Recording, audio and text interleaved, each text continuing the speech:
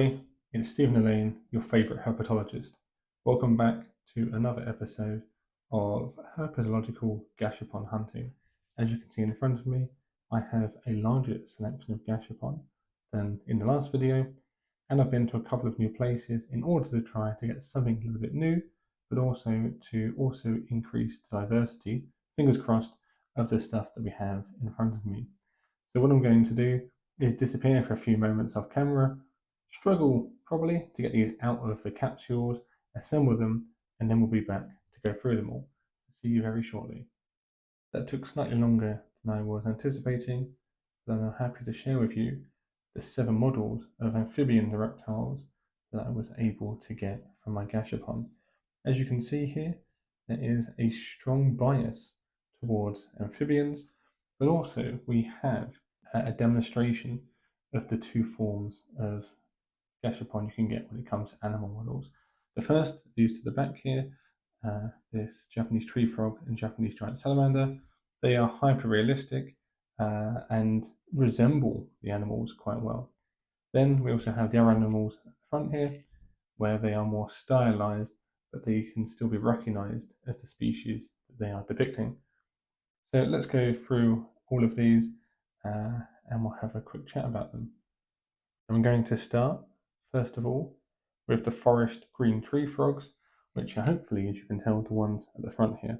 Now, these guys are quite poseable. You can move their mouth, their legs, in quite, a weird and wacky array of poses, but they are, extremely durable, and the colours pop quite a bit as well. So we have both a light green and a dark green variant there, both of which can be seen in nature. Although when you do find them in nature, they don't really look as bug-eyed as this, but that's just the style of the Gashapon. Next, we have the Japanese toad, and again, a very similar style to the tree frogs we've just seen, i.e. very opposable. Their mouths, their eyes, a little bit bug-eyed, but again, they're capturing the colours and the poses of the species.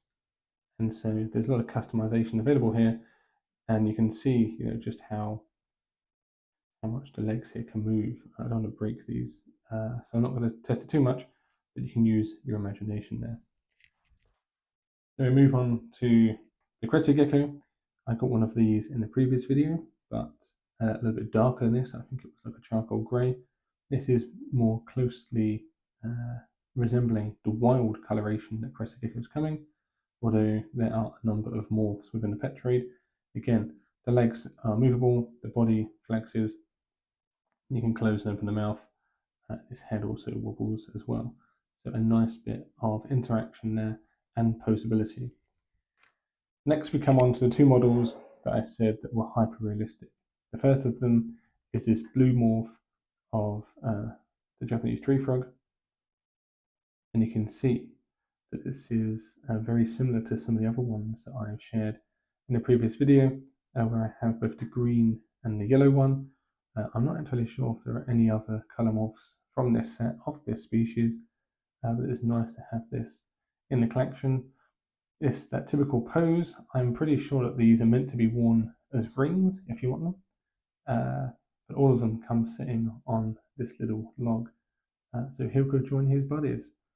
And finally, we have the one that I am most happy to have got, which is this Japanese giant salamander.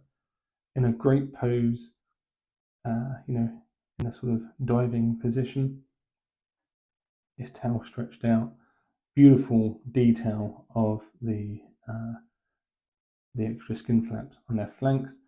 I'm not sure how well you can see this on the camera, but there's a great texture on the body, and the coloration is just impeccable. So this was well worth the visit to Braintree to try to get one of these. So with that, let me just remind you, if you want to get any of these Gashapon animals, you can pick them up at a whole range of Bandai stores throughout the country. There are stores in London, but also in Brighton, in Braintree, and elsewhere.